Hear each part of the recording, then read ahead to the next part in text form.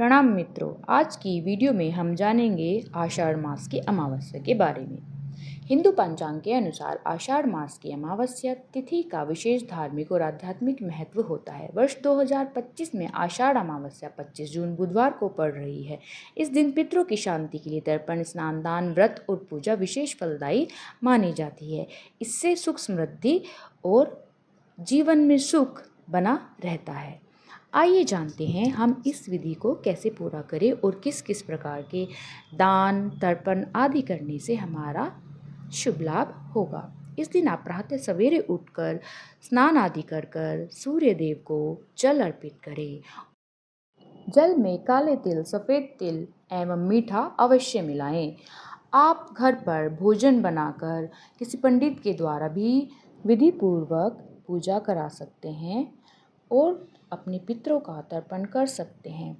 अन्यथा पंडित ना मिलने पर आप ये कार्य स्वयं कर सकते हैं।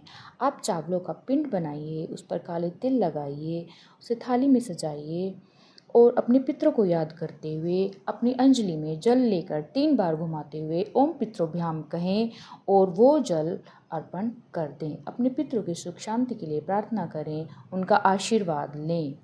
इसके बाद आप क्या करें, एक लोटे में जल लें, उसमें तिल मिलाएं, उसे अपनी अंजलि में भरें और देवताओं के लिए ओम पितरोभ्याम कहते हुए 11 बार नमन करते हुए उसे अंगूठे को दाहिनी ओर झुकाते हुए थाली में अर्पण कर दें। इससे आपके पितृ तृप्त होंगे, वो भोजन उनको लगेगा और वो प्रसन्न होकर आपको आशीर्वाद देंगे। यह बहुत ही सरल कार्य है, आप घर पर आराम से कर सकते हैं। इसमें किसी पंडित की आवश्यकता नहीं होगी और आपके पितृ की प्रसन्नता आप पर बनी हुई होगी।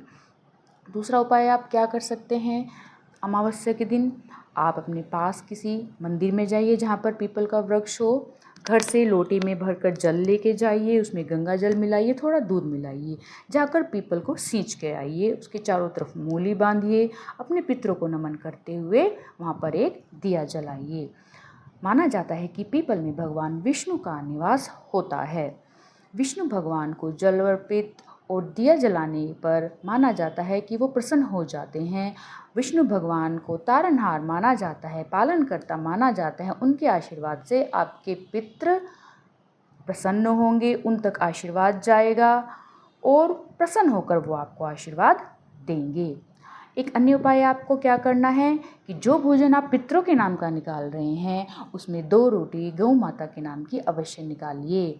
थोड़ा थोड़ा जो भी भोजन बनाया है उसको रोटी पर रखकर आप गौ माता को खिला के आइए, उनके ऊपर हाथ फिराइए और उनका आशीर्वाद लीजिए। इससे भी हमारे पितृ बहुत प्रसन्न होते हैं और पितरों के साथ साथ गौ माता का आशीर्वाद भी आपको अवश्य मिलेगा।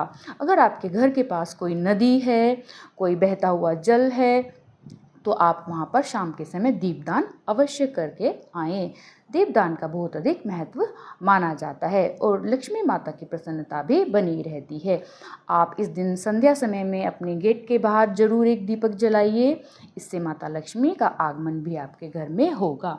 अगर आपको नहीं पता है कि आपके पितृ कौन हैं या आपने कभी पूजा नहीं की है, तो आप शिव महाराज पर भी जल अर्पित करके आ सकते हैं। आपको उस जल में दूध और काले तिल मिलाने हैं।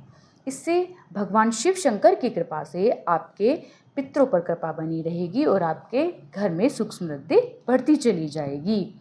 पितरों का बहुत ही ज़्यादा महत्व माना जाता है। घर की सुख समृद्धि के लिए, घर में सुख शांति के लिए पितरों की पूजा अवश्य करी जाती है। पितृ पूजन अमावस्या के दिन अवश्य करना चाहिए। 1 माह में 1 बार ही अमावस्या आती है, उस दिन आप अपने पितरों की पूजा अवश्य करें। पितरों की जो बेटी है मैना देवी माता पार्वती की माता है। आप माता पार्वती की पूजा भगवान शिव शंकर एवं उनके परिवार के साथ कर सकते हैं। भगवान शिव शंकर की कृपा दृष्टि आप पर सदैव बनी रहेगी। आपके पितृ प्रसन्न होंगे, आप प्रसन्न होंगे, आपके घर में सुख समृद्धि बनी रहेगी।